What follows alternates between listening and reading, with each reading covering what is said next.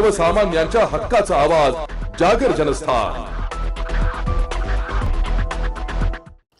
धुळे शहरात असलेल्या खानदेशाची कुलदैवत एकविरा देवी मंदिरात नारळी पौर्णिमा निमित्ताने मंदिर ट्रस्टच्या वतीने दरवर्षीप्रमाणे यंदाही आकर्षक असा 1100 नारळाचा भोग सादर करून आरास करण्यात आलाय।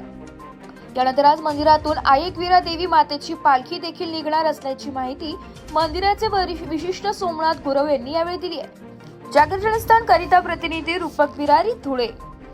श्री एकविरा देवी मंदिरात आज श्रावण शुद्ध पौर्णिमा निमित्ताने आणि नारळी पौर्णिमा निमित्ताने सालाबादप्रमाणे या वर्षी आई भगवतीला 1100 नारळांचा भोग लावण्यात आला आहे। 1100 नारळांचा असं मांडून अर्पण करून आरास करण्यात आला आहे आणि आज पौर्णिमा निमित्ताने दरमहाप्रमाणे आई भगवतीची पालखी मंदिर परिसरात होत आहे आणि पालखी झाल्यानंतर भगवतीचा प्रसाद म्हणून भंडारा देखील आज करण्यात आलेला आहे।